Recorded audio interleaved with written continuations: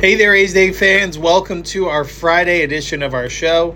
I'm your host, Joe Grotto. Want to thank each and every one of you for stopping by to kick off your weekend to hear our thoughts on everything A's baseball. Today is Friday, July 31st, our last July episode of the season, as we will be flipping the calendar to August starting tomorrow. But first, we've got plenty to unpack on today's show as we'll kick off at the first half of our show, recapping what went down over the week-long 4-game series against the Boston Red Sox. Unfortunately, the A's ended up dropping 3 out of those 4. In that highly competitive 4-game set, we'll be sure to recap what went down in each of those, as well as handing out our usual 3-star A's performers from the series. Later, we will dive in to a little bit of an update from General Manager David Forst. It does seem apparent what the A's deadline stance will be. We'll be sure to follow up with the quotes that he shared with the media earlier this week, and then we'll give our thoughts on their stance and how it will shape their organization moving forward. On the transactional front, there was one minor deal that went down. The A's did claim right-handed pitcher Connor Thomas off waivers from the Atlanta Braves. We'll discuss what role he may serve in the organization.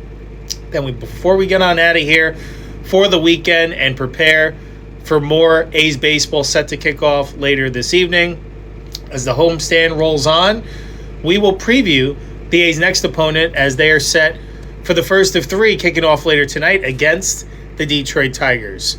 Let's get to it. Holy Toledo, let's go A's.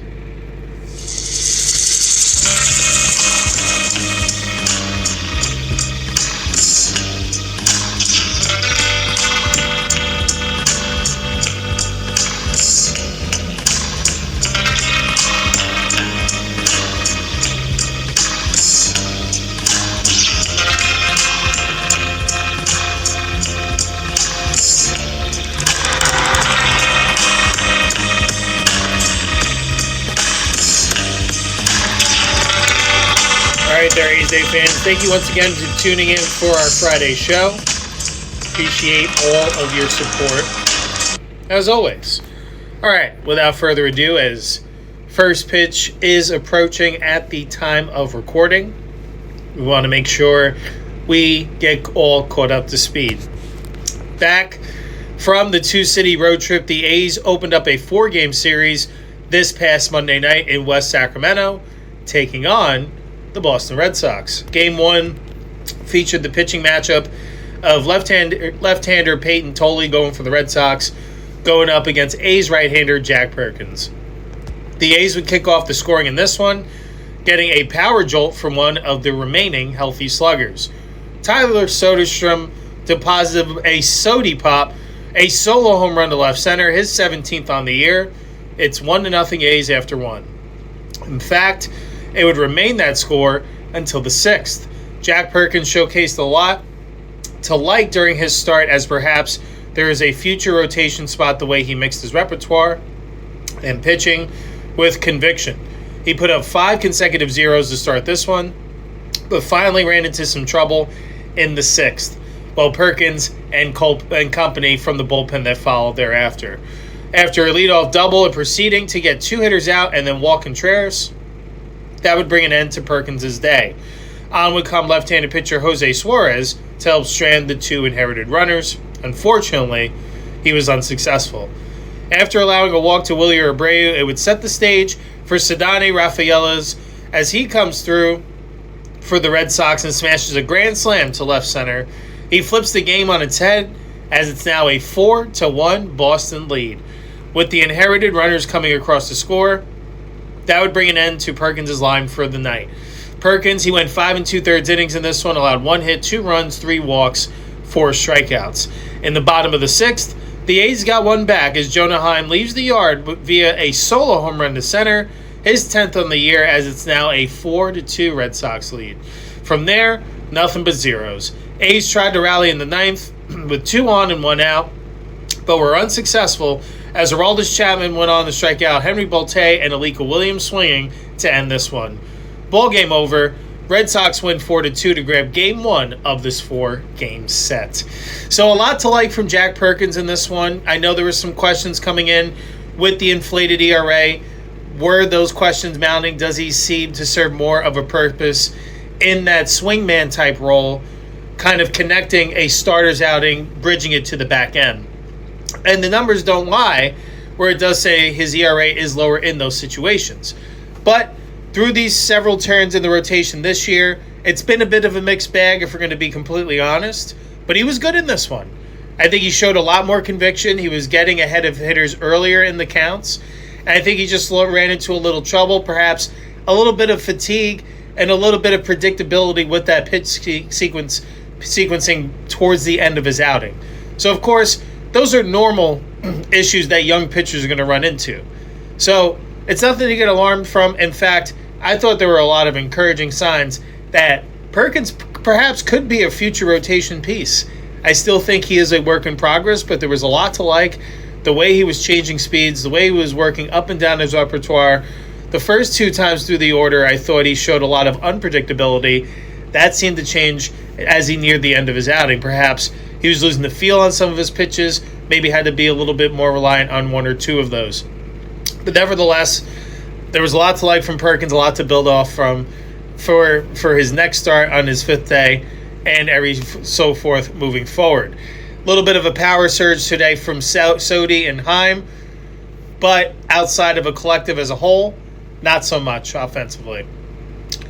They went 6 for 34 in this one, 1 walk against 13 strikeouts. That is an unacceptable ratio there. They went 0 for 3 with runners in scoring position. So, to be completely honest, there weren't a ton of opportunities for the A's to cash in on. And sometimes you do have to tip the cap to the opponent. The Red Sox came into this series as a top 5 unit across the board for a lot of their major pitching categories. So this is a team that's been throwing the ball well consistently from pole to pole for the most part this season. And running into one of the hottest teams in baseball, Boston's pitching continued to show their effectiveness in this one. So sometimes you tip the cap there, but as an offense, you got to show a little bit more fight. To only be able to draw 1 free pass and be getting mowed down that at a high of a strikeout percentage throughout this game, kind of alarming there. But nevertheless, sometimes, the Red Sox, they really dictated the pace in this one, especially coming from behind the middle portion of the game, and then really went into cruise control for there. So, disappointing effort from the offense, but hats off to what the Red Sox pitching plan was able to come up with, and they executed wonderfully. In this one, definitely a tough decision to pull Perkins and go to Suarez, especially with 2 outs. I know a lot of people, it's easier to criticize after the move doesn't work as compared to vice versa, giving praise when a move does pan out. But I do think that was a situation where you would have loved to see the righty go after that right-handed hitter, right? I know at the end of the day, with 2 outs, you want to will your starter to be able to get through that inning. At least from my perspective, I would want to hand the ball to a reliever that next inning to give him a clean inning without any mounting momentum, with a team that you can see is generating more pressure and more pressure. You're bringing in a guy, he's getting loose in the bullpen, but he's not really truly hot to the game. So I think that was a little bit of a dangerous situation that did turn out to not go in the A's favor. And that's something that perhaps maybe down the road, if they're in that similar situation, that similar pitch count, because Perkins, and I don't know if for certain if he's on a specific pitch count in each of his starts, but I have seen him surpass the 70 pitch mark. Right? Am I wrong? I've seen him go at least in the 80s if I'm correct, if I'm not wrong, unless he was showing a little bit of fatigue and was on a little bit more of a short leash in this outing. But I believe he finished the start with 69 pitches, and if that's the case, why not give him the chance to get through one more? I don't know if it was an analytical decision. I don't know if certain things that we can't peer into behind the scenes that were going on that led to that decision. But by a baseball optics situation, I don't think that was the right move there without knowing any of the background information. So obviously if there's more going on there, then, if Katse's hands were tied there in that situation, he had to make the move. But to go to a lefty to face the righty Rafaela, I think was a disservice to the A's as well. I think even with 2 outs, if you're going to go with a bullpen piece, would have liked to stick with that righty lane. So that was something I observed from that situation. Obviously, easier said than done when it doesn't go right. If Rafaela pops up there and the A's go on to win this game, let's say 1-0, we're singing Kotze's praises. That's just the nature of baseball. Just like to look at all situations and give fair perspective, because we know, obviously, with where the A's are in the division and in the grand scheme of baseball, obviously there have been quite a few things that haven't gone right. So we got to make sure we're consistent with our perspective and give it to you as it should be told.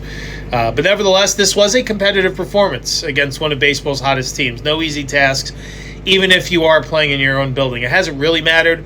Boston's been winning at home and on the road, and they've climbed all the way back up to that second wildcard position in the American League. After being towards the basement in the American League, going on a tear of a recent run of 17 out of 20, it does seem like they continue to find ways to win, even if they come from behind, which you'll see a theme even in this series, that Boston continues to show that fight as they continue to inch and claw their way back into the postseason after things looked rather dire as of even late May, early June.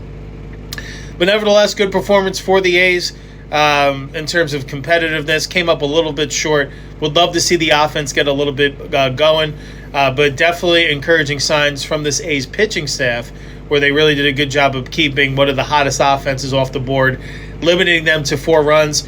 Hopefully in this next game we can see a supplemental effort where the offense, the pitching, and the defense are clicking all in unison to get this team back into the win column the following night on Tuesday. Tuesday night, a second opportunity for the A's to grab a win in this series, featuring a lefty matchup of 2 very promising baseball's emerging left-handed young star pitchers.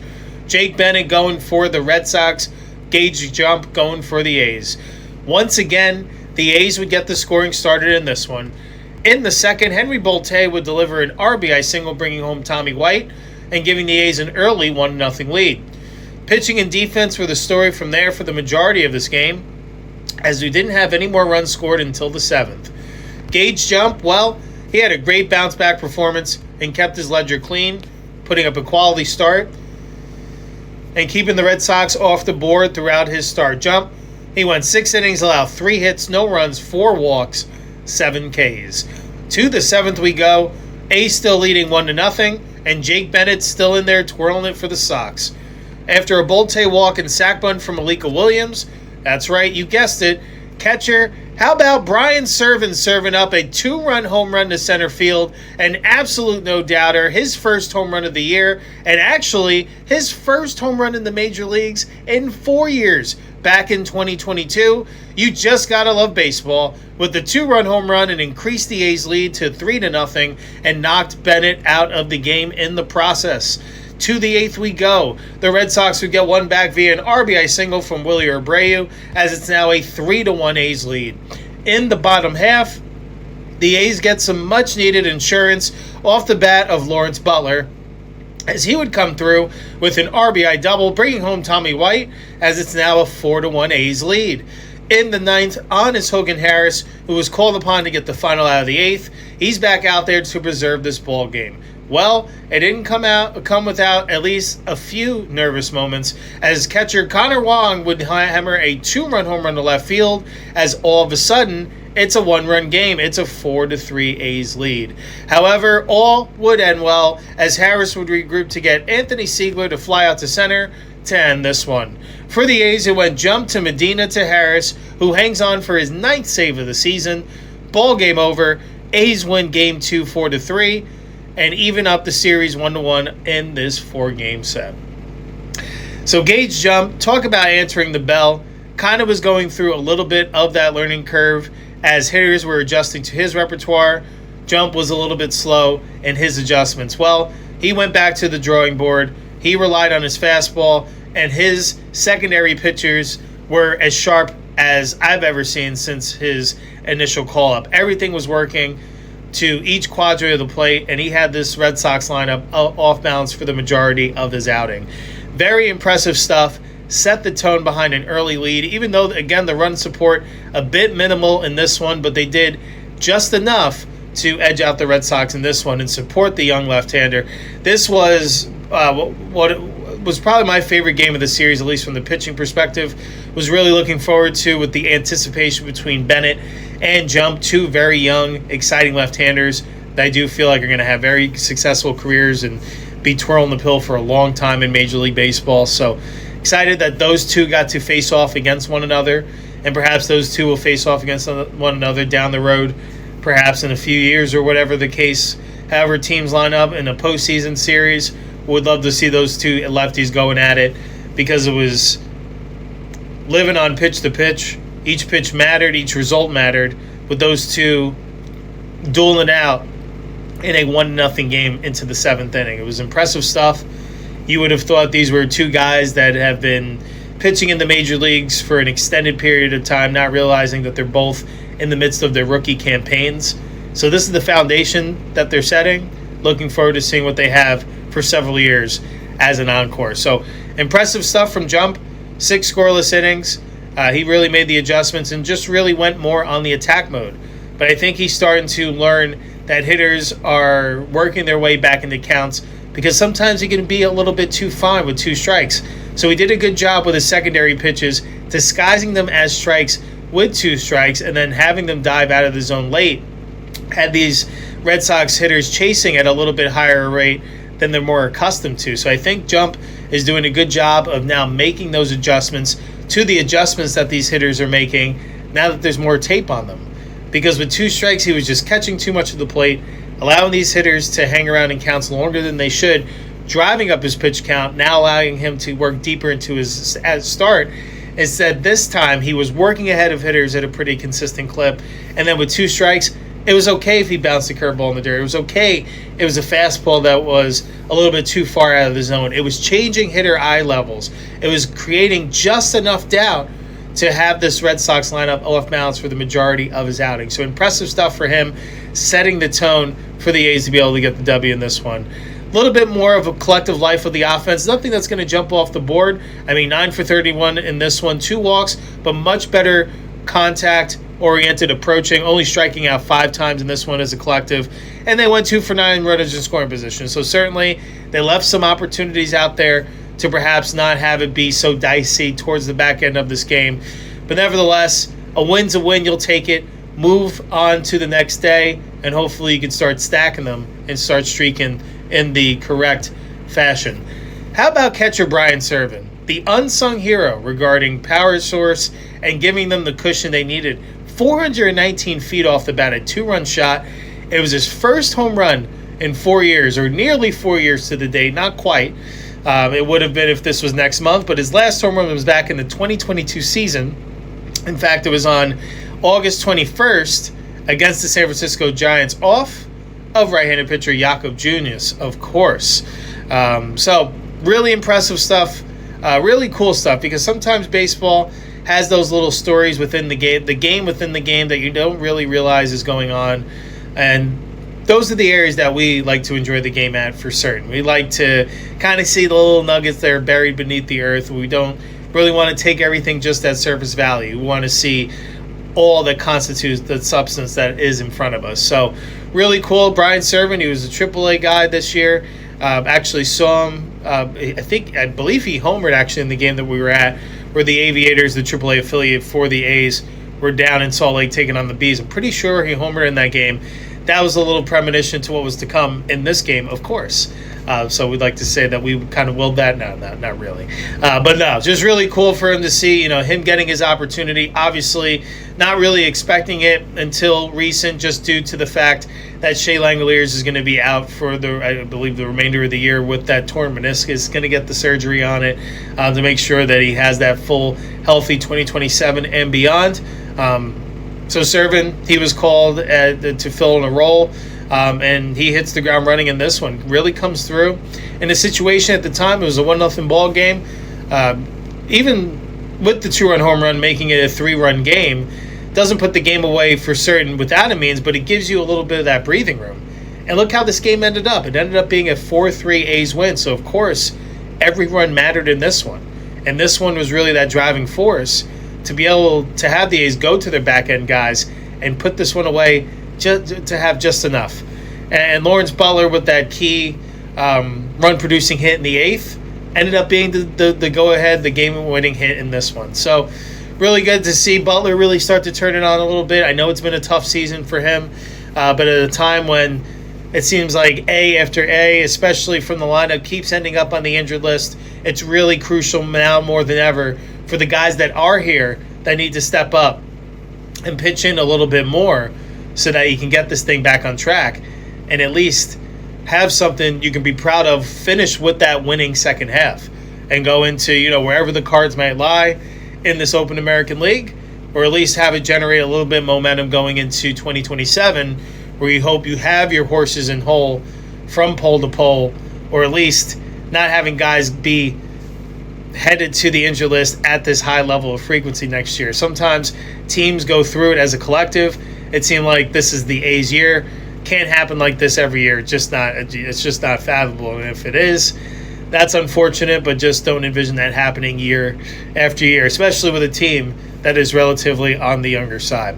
But nevertheless, they bounce back to take Game 2 in this one. They now even the series 1-1, and now they have an opportunity to move ahead in the series this past Wednesday night in Game 3 of 4, as another lefty starting matchup is set. Patrick Sandoval going for the Red Sox, going up against left-handed pitcher for the A's, Jacob Lopez. Once again, third game in a row, the A's get the scoring started in this one. In the bottom of the second, Jonah Heim leaves the yard via a solo home run for his second of the series and 11th of the year. The A's have an early 1-0 lead. It would remain 1-0 until the 5th. Jahmai Jones would knot this game up as he hammers a solo home run to left. It's now a 1-1 game after 5. In the bottom half, the A's would answer right back. Lawrence Butler demolished a solo home run to left center field 422 feet away, his 6th of the year, as the A's reclaimed the lead. It's a 2-1 game. To the 6th we go. After allowing a single and then getting a fly out, Jacob Lopez's night comes to a close. On would come Hayden Yinger. After getting the second out of the inning, Eric Sogard would come through with an RBI single, bringing home Caleb Durbin and tying this game up 2-2. And with that, Jacob Lopez's line would officially come to a close. Lopez, he went 5 1/3 innings in this one, allowing 7 hits, 2 runs, 1 earned, 2 walks, 8 punchies. We would be knotted 2-2 from there. To the 9th we go. The A's try to win it off Aroldis Chapman. Lawrence Butler kicked off the bottom of the 9th with a wall-ringing double, nearly a home run to end this one. Wasn't meant to be. He gets to second. Donovan Walton bunted him over to set up the winning run 90 feet away from home at third base. Unfortunately, Chapman got nasty. He would go on to strike out Jacob Wilson and Jeff McNeil, stranding the go-ahead run to end the 9th. That means free baseball as we head to extra innings, tied 2-2. In the 10th, now each team has a runner on second to kick the inning off.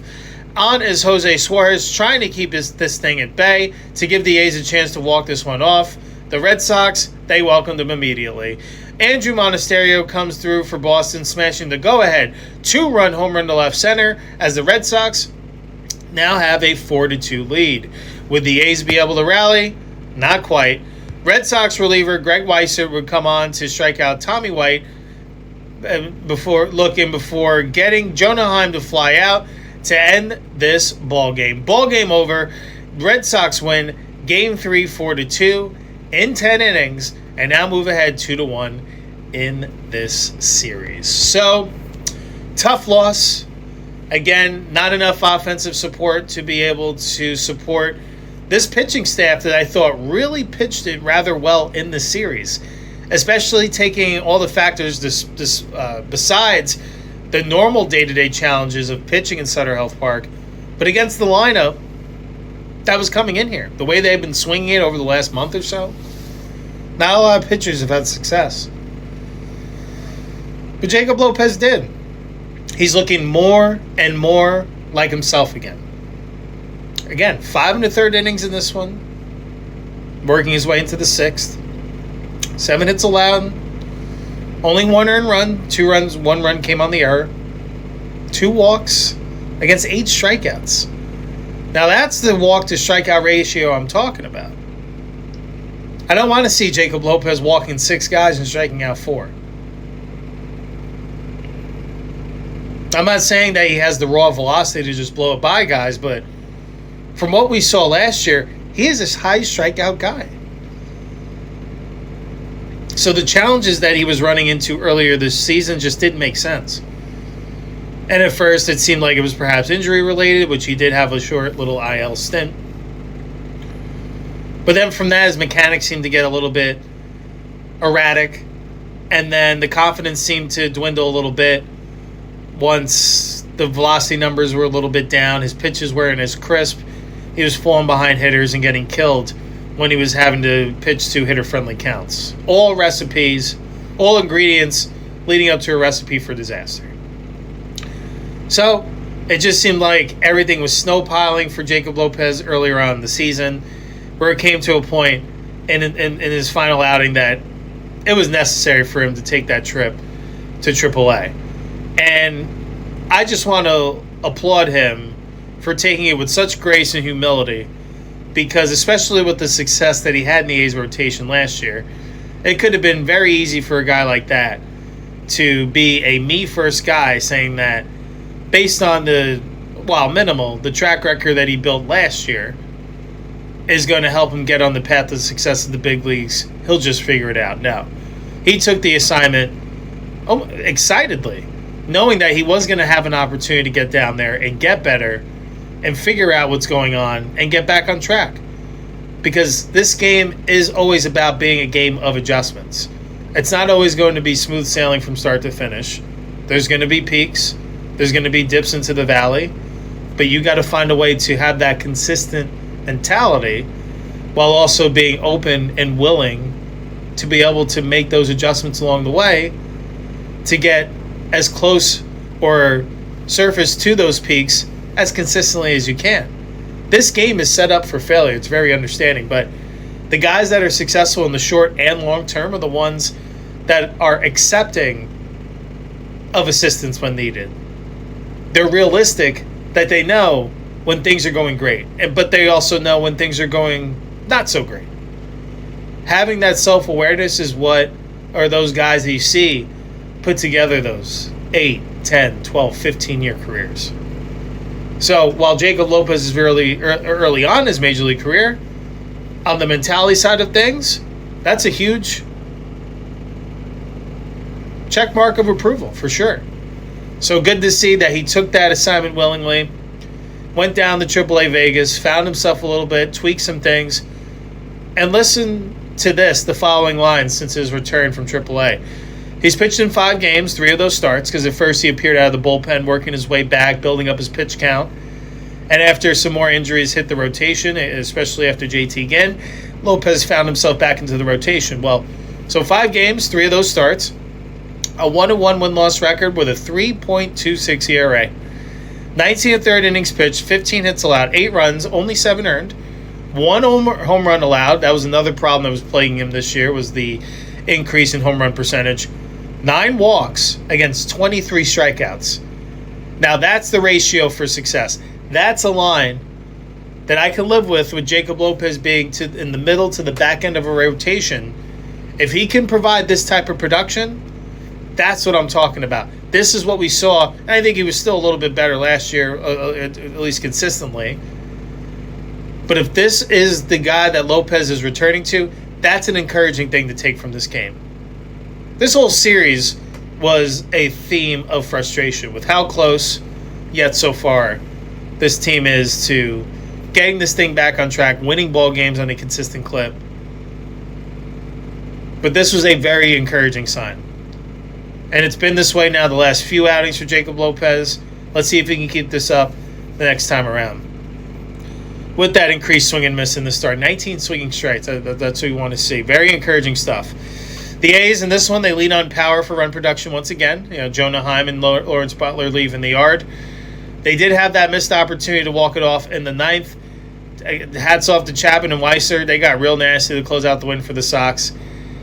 The streak continues on, unfortunately. They will not break their series losing streak. But they could still end the 9-series losing streak with a win that would conclude this 4-game set as a tie, as both teams would grab 2 victories. Let's see what would happen the following day. But at this point, the Red Sox have taken 2 out of the first 3. Game 4, which took place yesterday, will decide if the Sox win the series or if it will end in a 2-2 split. Former athletic Sonny Gray getting the ball for the Red Sox, going up against A's right-hander Mason Barnett. For the 4th time, an occurrence in every game this series, the A's would get the scoring started once again. In the 3rd, Jacob Wilson would come through with an RBI single to give the A's an early 1-0 lead. In the 4th, the A's would add on thanks to an RBI double by Lawrence Butler and an RBI single by Donovan Walton, as the A's now have a 3-0 lead. In the 5th, the Red Sox finally have an answer for A's starter Mason Barnett. Andrew Monasterio would start the rally, bringing home Caleb Durbin to cut the deficit to 3-1.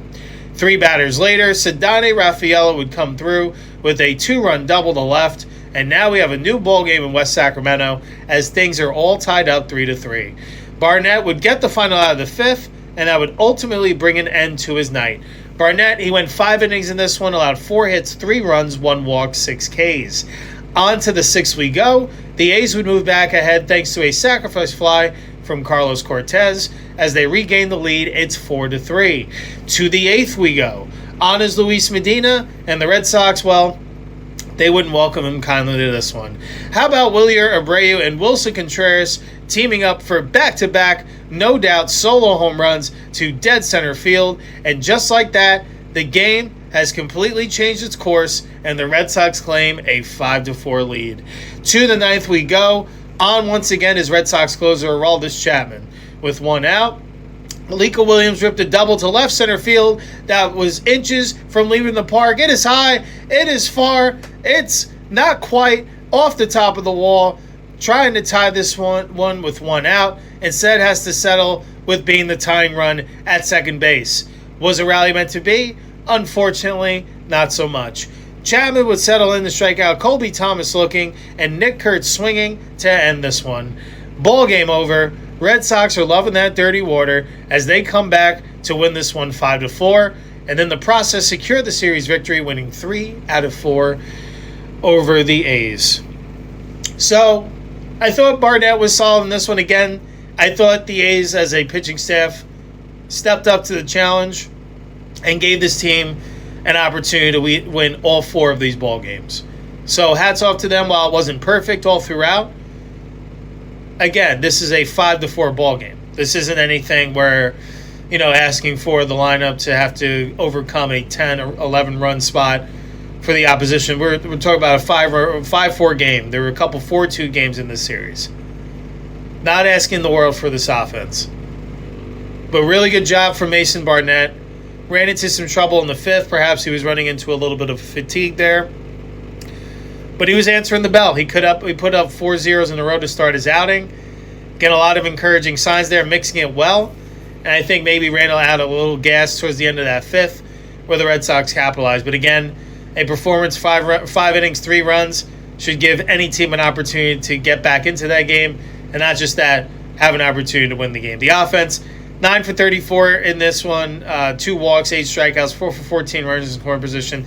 A little bit of life, again, not enough. I mean, a lot of wasted opportunities there with runners in scoring position where if you cash in perhaps on even 1 or 2 more of those, that could make or break the difference in this ball game. Another encouraging sign, at least on the offensive side of things, Lawrence Butler, he's starting to heat up.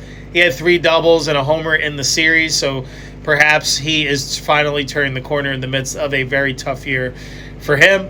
Reliever Scott Blewett, he looked solid in his A's debut. He went 2 innings in this one, allowed 2 hits, no runs, no walks, 1 K.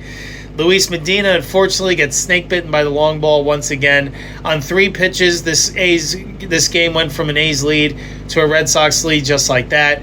Really unfortunate. I know he came in and attacked right away, but the Red Sox were hunting that fastball. Perhaps could have learned something from that first at-bat and maybe flipped in a little bit of something soft, even if it's for a ball, just to get him off that fastball timing. But again, easier said than done. Just very heartbreaking the way some of these games where the A's seemed like they were in position to not only win a couple more games, but perhaps even take the series from the Red Sox.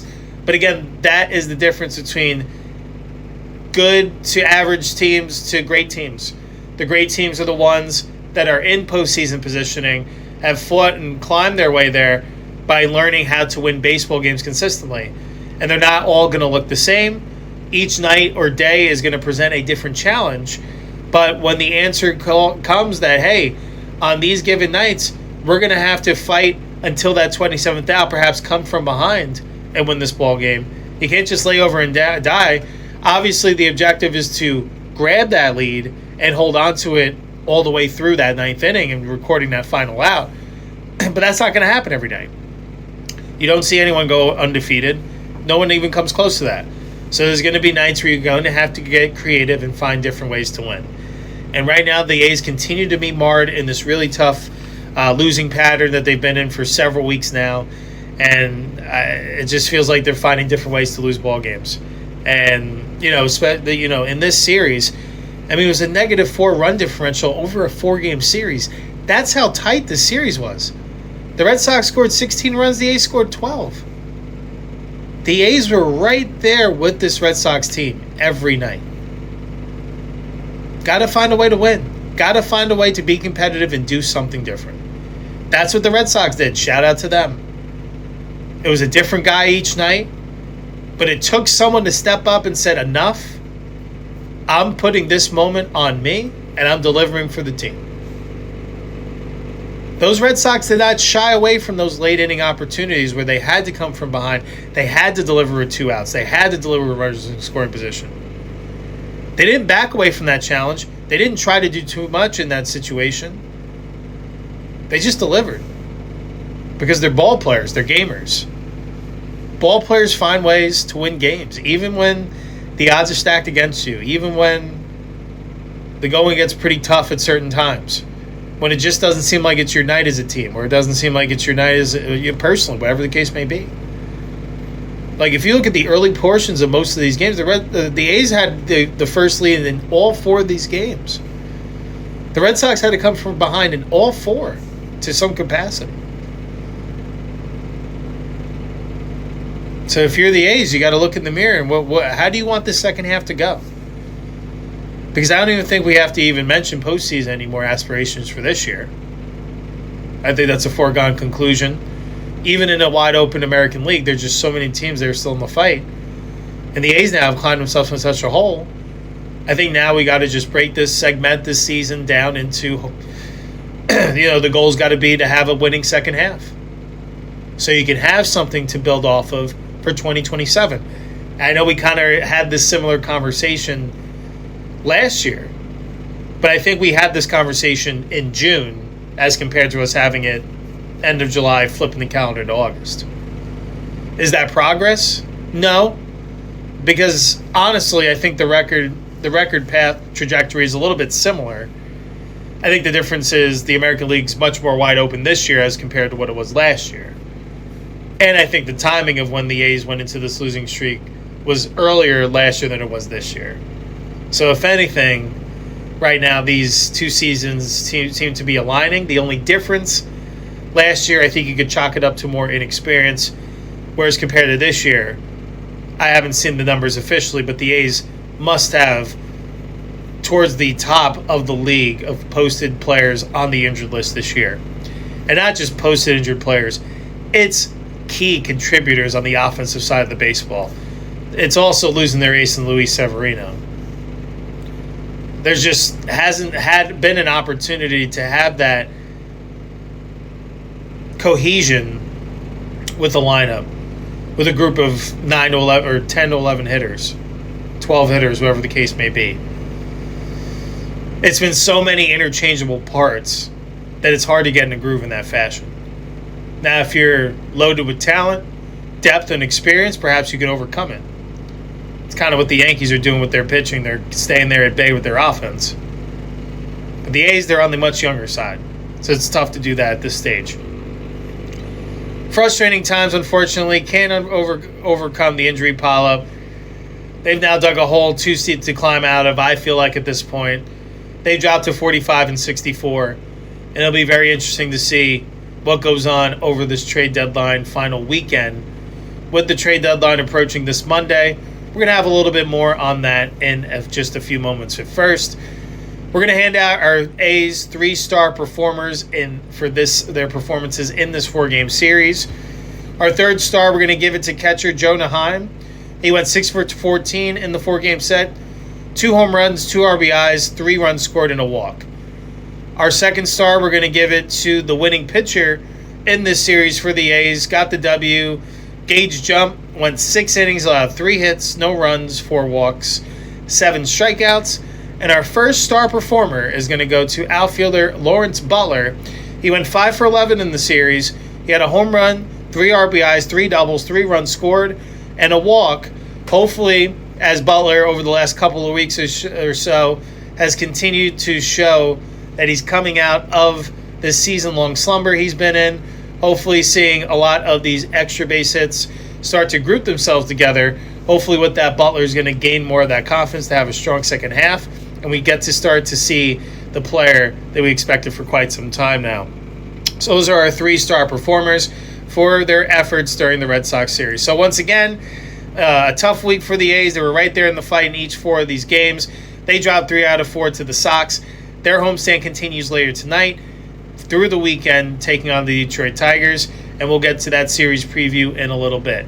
But first, we're going to talk about the A's having a clear positioning at the trade deadline after hearing from General Manager David Forst. Last year, the A's made one of the biggest moves at the deadline by trading star closer Mason Miller, a widely speculated trade candidate again this year, and starter J.P. Sears to the San Diego Padres for a massive haul of prospects, including the club's number 1 prospect, shortstop Leo DeVries. Coming into this season, the A's were hoping to make a run at the playoffs with 2 of the team's young cornerstones, Jacob Wilson and Tyler Soderstrom, agreeing to long-term deals, 2025 American League Rookie of the Year Nick Kurtz entering his sophomore season, and a somewhat bolstered pitching staff.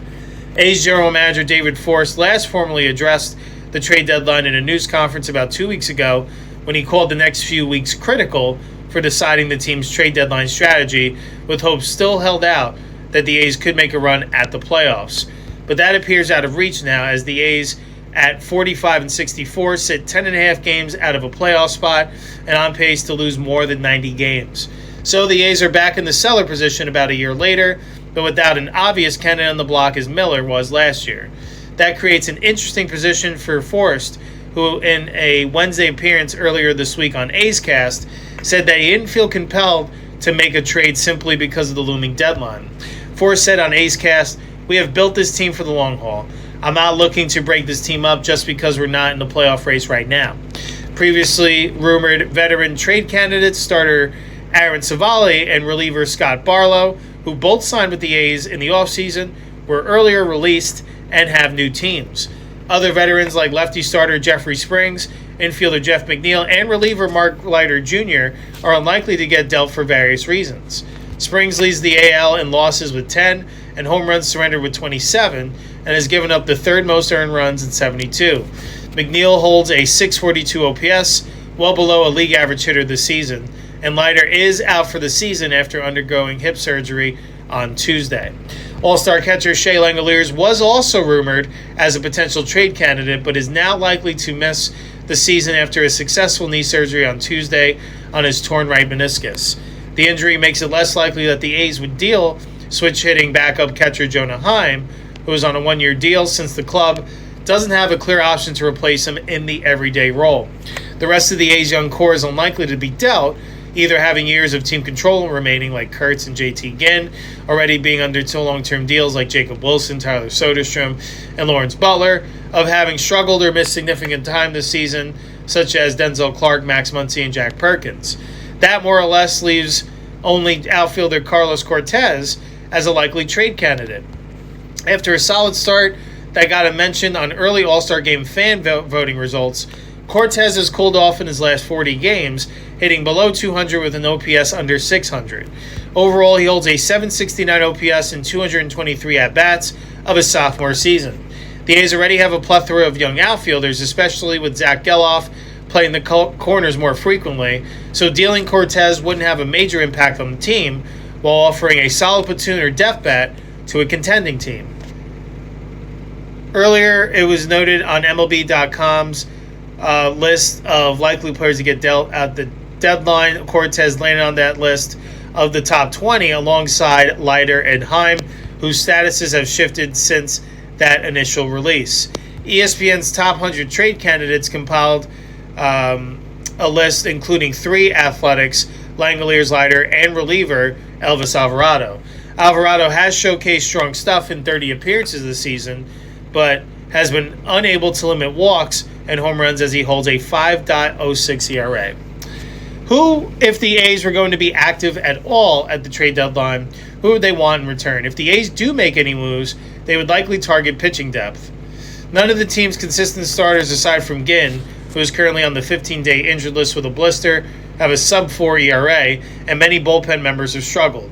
Those struggles have turned it at points into a revolving door between the big league club and AAA Las Vegas. So I think that makes sense for the A's to just kind of stay put. Obviously, with all the teams that are currently in contention, with especially on the American League side, there being so much parity, no one really running away with it record-wise. In fact, there's a lot of sub-500 teams that are still in the race for the wild card and even for perhaps their own respective divisions. So there's going to be a lot of buyers. It's going to be a very interesting trade deadline. I feel like it's rather unpredictable, but one thing's clear. It was good to hear from the general manager that the A's are basically going to stay put. And I think that makes sense for them to be their main position. Now, if they can go out there and get some players that can be under team control for the next several years, go ahead and do that, especially if it's on the pitching side of things. If you can bolster a bullpen a little bit, again, someone that can be here for perhaps a couple of years, 2-3 years, someone that can produce and give a little bit of depth to this bullpen, go ahead and go do it. But in terms of going out there and adding someone to try to add wins for this year, that should not be the strategy. But also on the other side of things, they shouldn't be selling off their core. This team wasn't necessarily built to go on a championship run this year. Now, the expectation was them to be in contention for perhaps a wild card spot, and then seeing how the initial phases of the season unfolded, it seemed like the American League West was everyone's for the taking, which it still kind of is, just not necessarily for the A's or the Angels, I don't think, at this point. But with those three teams at the top, they haven't necessarily run away with it. And I think it's going to be kind of that back and forth jumbling between the Rangers, Astros, and Mariners. Don't really see anyone jumping or stepping on the gas pedal there. But with how the early portion, it seems like the A's were going to have an opportunity to perhaps be in the division race.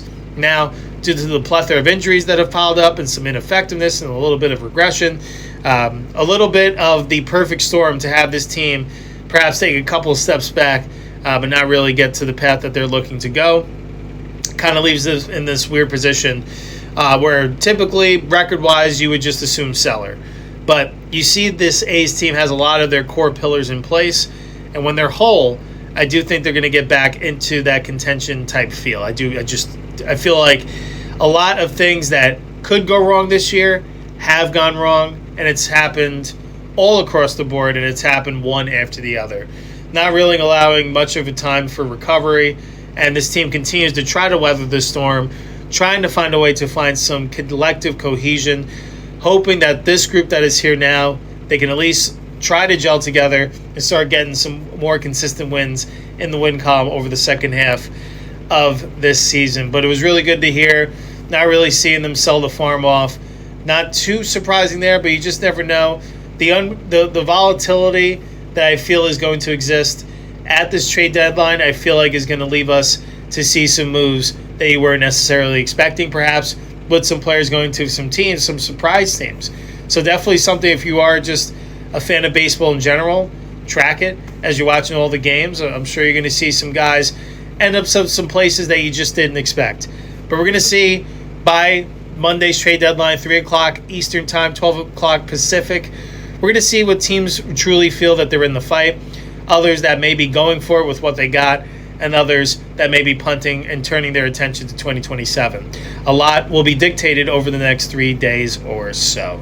But yeah, that's the A's trade deadline. So if you're someone that looks forward to seeing what the team may do, I wouldn't expect a whole lot if I were to be completely honest. But speaking of transactions, the A's did make one minor move. They announced that they claimed left-hander Connor Thomas off waivers from the Atlanta Braves. Right-hander Mark Leiter Jr. was transferred to the 68 injured list as a corresponding move. There wasn't any previous indication that Thomas had been designated for assignment by Atlanta, but they apparently tried to quietly sneak him through waivers. Thomas, 20 years old, signed a minor league deal with Atlanta in the offseason. He was added to the roster earlier this month, but has mostly been on optional assignment. He made 2 big league appearances, which did not go well, as he allowed an eye-popping 15 earned runs in 6 1/3 innings. He had a similarly rough time with the Brewers last year, allowing 12 earned runs in 5 1/3. That gives him a 20.83 earned run average in 11 2/3 innings in his career. The A's are presumably focused more on his minor league track record. He stalled out as a starter in the Cardinals system a few years ago. A move to the bullpen has yielded some interesting numbers on the farm. In 2024, he tossed 90 1/3 innings over 56 appearances with a 2.89 ERA. His 20.6% strikeout rate was well below average, but his 6.3% walk rate and 53.5% ground ball rate were both strong figures. Last year, he got to make his major league debut when the Brewers took him in the Rule 5 draft, but injuries wiped out most of the season. He was outrighted off the roster at season's end and elected free agency, which led Atlanta to sign him. He has logged 27 1/3 AAA innings this year with a 2.09 ERA, a 22.3% strikeout rate, an 8.1% walk rate, and a 59.2% ground ball rate.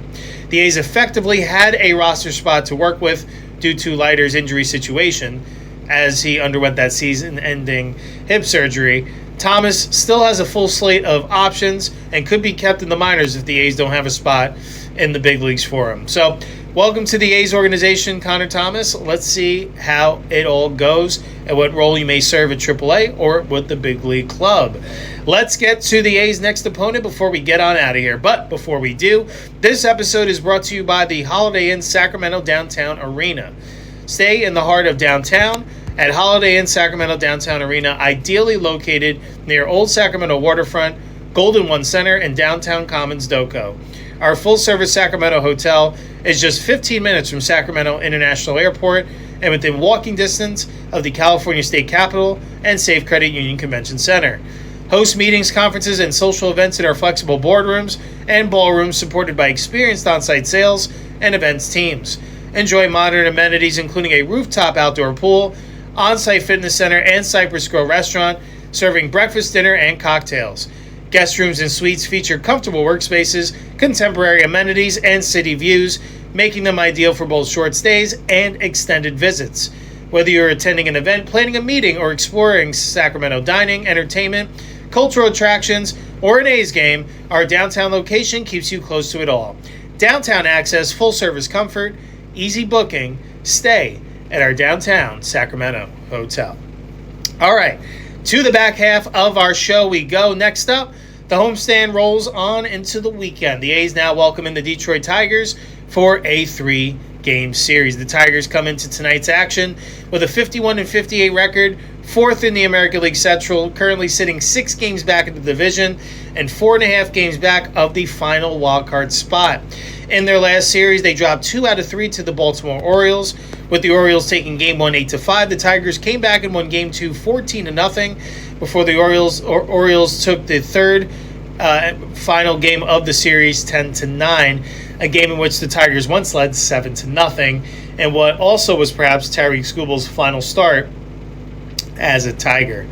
They are led by manager A.J. Hinch. The Detroit Tigers currently find themselves navigating a transitional phase marked by a disappointing big league start to the year at 51-58, major roster injuries, imminent trade deadline decisions surrounding ace Tariq Skubal, and an incredibly high upside injection of youth, headlined by the promotion of top prospect Max Clark, who I believe is set to make his major league debut later this evening. The big league roster is underperforming its Pythagorean expectations, but features standout building blocks and severe positional holes. The infield and catching core, led by rookie shortstop Kevin McGonigal, has been a massive bright spot, establishing himself as an AL Rookie of the Year candidate and batting a team-leading .285. Catcher Dylan Dingler has provided reliable power and run production with 22 home runs and 68 RBIs. Veteran Javier Baez just returned from a 60-day injured list stint, while Hao-Yu Lee has filled in at second base for an injured Gleyber Torres.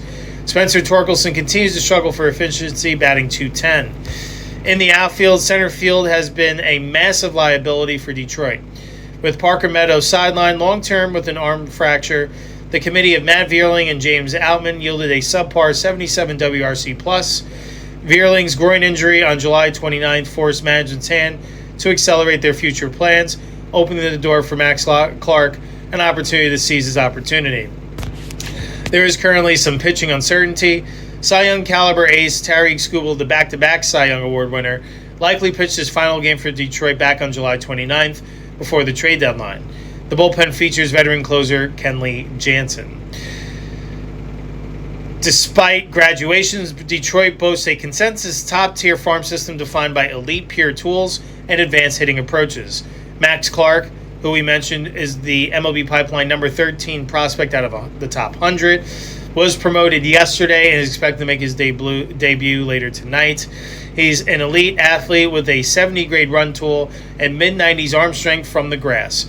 He immediately possesses the highest outfield arm velocity on the active roster. Clark caught absolute fire at AAA Toledo, posting a blistering 1.086 OPS with 5 home runs in July after adjusting his swing mechanics. He showcases an incredibly disciplined approach with an even 16 walks and 16 strikeouts ratio for the month. Some of his strengths focus on his speed and defense. The Tigers had only 9 total StatCast bolts all season. Max Clark brings 6 solo bolts and elite center field defense immediately. StatCast bolt is any individual competitive run where a player reaches a top-tier elite speed of at least 30 feet perspective. So the Tigers are about to get a lot quicker and a lot more athletic. They've also shown some excellent lineup discipline. Built upon a young foundation with McGonigal and Clark, prioritizing exceptional walk-to-strikeout profiles and advanced two-strike approaches. There have been some inconsistencies with their power outflow. They're relying heavily on Dylan Dingler and Riley Green. Torkelson's power ceiling remains stagnant, and their pitching depth is volatile, which is elite at the top with Skubal, and Mize having a solid season. Aside from that, thin behind them with the up-and-down nature of Framber Valdez. Offensively, they have performed as follows. They're hitting to a .238 batting average as a team, which is 22nd in baseball. They've hit 131 home runs, which is 12th. They've scored 473 runs, which is tied for 18th. They've walked 380 times, which is 10th. And they've struck out 943 times, which is the 9th most. And they've hit to a .717 OPS, which is 17th in baseball. On the mound, they've pitched it to a 3.63 ERA, which is 5th. They've walked 333 batters, which is the 10th least. They've struck out 914, which is 16th. And they've pitched to a 1.21 whip, which is 6th in baseball. And defensively, they field it at a .987 fielding percentage, which is 10th in baseball, to go along with their 50 errors committed as tied for the 10th least amount across Major League Baseball. Here is their starting lineup as it projects most consistently. They are led off at either, more times than not, at shortstop or second base. Gleyber Torres. Batting second, Kevin McGonigal. Batting third, Hao-Yu Lee. Batting fourth, the catcher Dylan Dingler. Batting fifth, the left fielder Riley Green. Batting sixth, the designated hitter Eduardo Valencia. Batting seventh, the first baseman Spencer Torkelson. Batting eighth, most likely Max Clark tonight, or recently it had been Matt Vierling in center. And batting ninth, the shortstop Javier Baez. Now let's take a look at these game times and the starting pitching probables for both teams. So tonight, 6:40 p.m. Pacific time first pitch. Casey Mize is getting the ball for the Tigers going up against A's left-hander Jeffrey Springs. Tomorrow, also a 6:40 p.m. Pacific time first pitch. Framber Valdez gets the ball for the Tigers going up against Jack Perkins. And then on Sunday, Game 3 will be a day game in West Sacramento. A 1:05 p.m. Pacific time first pitch. Keider Montero getting the ball for the Tigers. He's going up against A's left-hander Gage Jump. Let's get to know these Tiger starters that the A's hitters are going to have to go up against. Let's start with Game 1 starters getting the ball later tonight. Right-handed pitcher Casey Mize. He's made 16 starts on the year, pitched into a 4-6 record with a 2.70 ERA. In 86 2/3 innings, he's walked 19 batters, 85 strikeouts, and a .99 whip. In his last start against the Royals, he went 6 innings, allowed 3 hits, 1 run, no walks, 3 Ks. Mize has evolved into a highly efficient top-tier mid-rotation starter during his breakout 2026 season, completely altering his pitching profile to reach a career-best 2.70 ERA and an elite .99 whip over 16 starts, while a nagging right adductor strain and a recent 109-mile-an-hour comebacker to the wrist above have disrupted his bulk availability. His floor has risen drastically. Evaluators view Mize as a major target ahead of the upcoming trade deadline on Monday due to his elite pitch sequencing and vastly improved pitch command. Mize is no longer trying to overpower batters, as his four-seam fastball velocity has actually dropped to a career low. Instead, he relies on tunneling his off-speed offerings to generate weak contact. His four-seam fastball sits lower in velocity than in previous seasons, but Mize has found major success by keeping it exclusively on the fringes of the strike zone. His cutter is his primary weapon for missing bats. He effectively tunnels the cutter with his fastball to juice high whiff rates from both lefties and righties. His splitter, historically his signature pitch, has transformed into a heavy damage control tool. Kept low in the zone, it has helped cut his home run rate cleanly in half compared to last season. His sweeper slurve, shifting slightly away from a softer slurve shape, Mize utilizes a firmer sweeper to keep hitters off balance and generate weak pop-ups. Some of his strengths focus on his elite command and efficiency. Mize has dropped his walk rate to a stellar 5.6%, while under strict pitch counts has been lauded by manager A.J. Hinch. Suppression of hard contact, he ranks among the league's best in limiting exit velocity and managing damage. He gave up just 5 home runs across 86 2/3 innings in the first half of the season. Like we mentioned, he has raised his performance floor. Even when his velocity dips mid-game, he shows the pitchability and guile to adjust his pitch sequencing on the fly to get outs. Some weaknesses that are of note and some risks: durability and lower body health. The primary red flag remains his medical history. Recurring groin and adductor strains have forced 2 separate stints on the injured list this season. Also, some mechanical adjustments are underway. Following his latest bout with groin tightness late in July, Mize altered his delivery mechanics to alleviate physical stress on his lower body. This adjustment initially caused a 2-mile-an-hour velocity drop and lowered his swing and miss stuff, forcing him to pitch to contact. And the decline of pure stuff. Because his raw velocity is down, his pitching plus metrics have dropped from last season. He is far more reliant on pinpoint sequencing. If his command falters, he is highly vulnerable to defensive variance. Now, let's get to know Game 2 starter who will be taking the ball tomorrow night, left-handed pitcher Framber Valdez. On the year, he's made 21 starts, going 5-7 with a 4.53 ERA and 113 in the third innings pitched. He's walked 41 batters, 92 strikeouts, and a 1.38 whip. In his last start against Kansas City, he went 5 innings, allowed 4 hits, 3 runs, 2 of them earned, 3 walks, 4 strikeouts. Valdez has had a bit of an up-and-down season in his first year with the Tigers, primarily driven by altered strike zone metrics impacting his signature ground ball profile. He has pitched to a 4.53 ERA and 1.38 whip over 113 innings, struggling to find consistency. He continues to operate primarily as a heavy 2-pitch southpaw, though minor secondary offerings remain part of his mix. The sinker fastball sitting at 92 to 95 miles an hour. His 2-seamer generates natural downward sink, but has struggled to find the bottom of the strike zone consistently due to mechanical adjustments and tighter calling structures. The curveball of Valdez is best pitched by a wide margin. Thrown from a 3/4 arm slot at 78 to 82, it possesses profound depth. He can sweep it across the zone, tighten the break, or run it out of the strike zone for chases.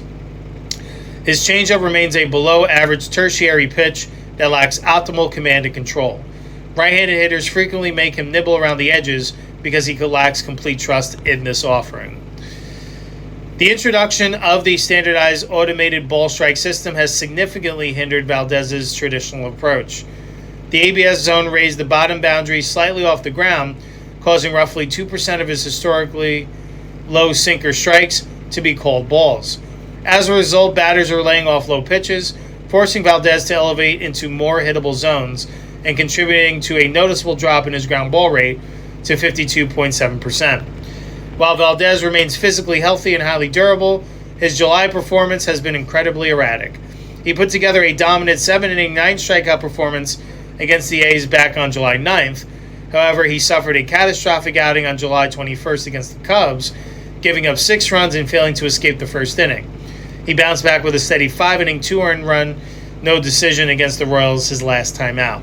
Valdez remains an elite raw talent with an exceptional spin rate profile and elite pitch quality. However, to return to his borderline ace status, he must adapt to the higher bottom rail of the current strike zone and improve his changeup command to keep right-handed hitters from sitting on his primary sinker-curve combination.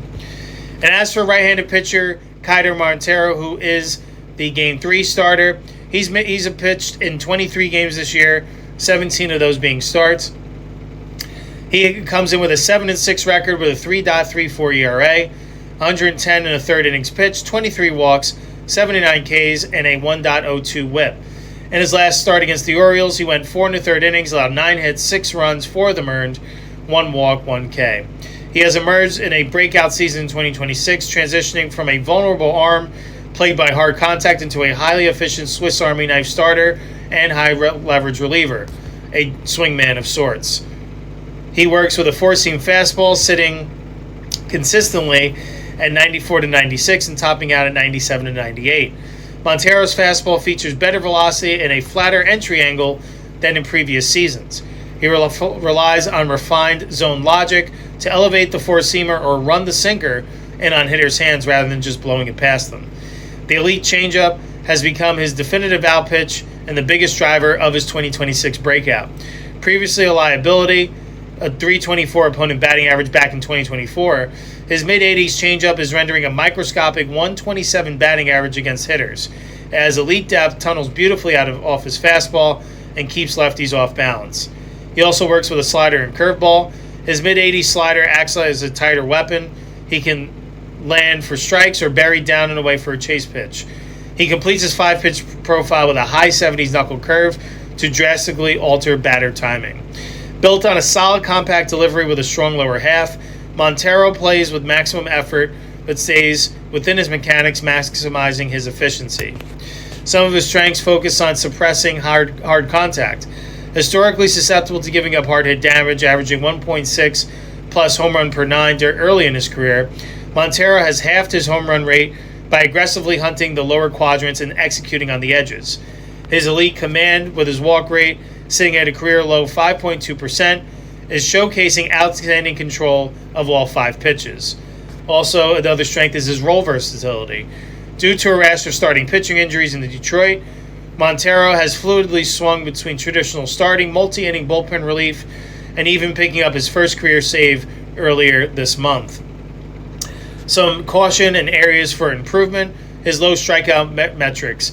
He is not an elite swing and miss pitcher, putting up an under-average 17.8% strikeout rate. He relies heavily on sequencing and defense. He is a regression candidate, as his current success is paired with an unsustainable .229 BABIP, and his 3.57 FIP and 3.37 expected ERA suggests his surface-level ERA may experience a minor uptick through August. Montero experienced a rare rocky start his last time out against Baltimore, where scouts noted his velocity and spin rates were down a tick across the board. Monitoring his arm strength as his workload hits uncharted territory will be critical. So that's a little bit of getting to know these Tiger starters that the A's offense will go up against. Let's see how these A's hitters have fared against them in previous meetings. Against Casey Mize lifetime, Nick Kurtz is 2 for 2 with a walk, and Tyler Soderstrom is 1 for 2. Alika Williams is 1 for 2, and Jonah Heim 1 for 3. Against Framber Valdez, Jonah Heim is 7 for 31 lifetime with 2 home runs. Nick Kurtz is 4 for 9 lifetime with a double and a home run. Jacob Wilson 4 for 12 with a double. Lawrence Butler 1 for 4 with a double. And against Keider Montero, Donovan Walton is 1 for 3 with a double. Carlos Cortez and Jeff McNeil each are 1 for 1. These two teams have squared off once earlier this season, earlier this month actually, in Detroit from July 7th to the 9th. At Comerica Park, the Tigers would actually go on to sweep that 3-game series. They won 6-2, 6-1, and 4-1. So let's see if the A's can return the favor this weekend. Here are some Tigers players to keep an eye on throughout the weekend. They're led by their rookie shortstop, Kevin McGonigal. He's hitting .285 with 9 home runs, 37 RBIs, and an .806 OPS. Behind the dish, another Tigers player having a fine season, catcher Dylan Dingler. He's hitting .268 with 22 home runs, 68 RBIs, and an .848 OPS. And a third Tigers player to keep an eye on is left fielder Riley Green. He's batting .277 with 15 home runs, 52 RBIs, and an .824 OPS. It's prediction time before we get on out of here. We are going to make our A's home run prediction. We are going to select that this man who continues to heat up, he's starting to connect extra base hits. I think he's going to keep diving into a little bit of that home cooking and leave the yard at least once this weekend. Our A's Day home run prediction, we are going to select Lawrence Butler to hit at least 1 home run in this series. And as for a series prediction, we don't think this series streak is going to end. We do think that the Tigers have that feeling of their backs against the wall. This is the last weekend to show if they're in the fight or not leading up to that looming trade deadline. Hopefully, from their perspective, if they can string some wins together, it'll convince front office to hold on to back-to-back Cy Young Award winner Tariq Skubal. It may be too late, but those players, I don't think quite know that yet. So I do think that the A's are going to be getting the Tigers' best efforts. Could I see it flipping the other way? Yes, with perhaps the Tigers trying to do a little bit too much and the A's taking advantage. I do think, though, that the Tigers, they're a little bit healthier. They're in a better place. I do think they'll get the job done here. I think in our prediction, we're going to predict the Tigers to win the series by taking 2 out of 3. We do think the Tigers will win tonight 5-1. Then we believe the A's will bounce back and win tomorrow 7-2 before we feel the Tigers will take the third and final game on Sunday 6-2. So hope you all are able to dig in and enjoy all of the A's baseball action this weekend, as again they are set and preparing to take on the Tigers for the first of 3 tonight at Sutter Health Park in West Sacramento. First pitch, 6:40 p.m. Pacific time. Casey Mize getting the ball for the Tigers. Jeffrey Springs for the A's. Don't miss it. Hopefully the A's can start getting some more W's filling up in that column. And with that, that brings us to the close of another edition of A's Day. Appreciate all of your support as we lead right into the weekend and lead you right here up until first pitch. We'll be back behind the mic for our next show on Monday as we recap what goes down this weekend against the Tigers. We'll be sure to share any trade deadline news, as by the time that we do meet, we'll have a clear idea of, if anything, I don't expect the A's to be involved in anything major, but whatever moves that do occur involving the A's, we will be sure to share it on our Monday show. And then in the back half, of course, we'll share any other A's news that comes across our desk over the weekend. And then in the back half of Monday's show, we will preview their next series to kick off the week, as they'll be kicking off things. And I'm sorry, we'll be back behind the mic for Tuesday's show. So we'll be back Tuesday, not Monday, because Monday is an off day. They will be traveling to, they'll be traveling to Cincinnati. So we are going to release that early on Tuesday. So by the time that show airs, we'll know if the A's got involved in anything at the trade deadline for certain. And then to close that show, we'll preview the Red Series set to kick off Tuesday night. Appreciate you all supporting us, hearing our thoughts on athletics baseball. That's all I have for you today. Once again, I'm your host, Joe Grotto. Thank you so much. Hope you all have a great weekend. Hopefully the A's get some wins to make it an even more joyous weekend. And we'll be back here behind the mic for Tuesday's show. Take care, everyone. Have a great weekend. And until next time, Holy Toledo, let's go A's.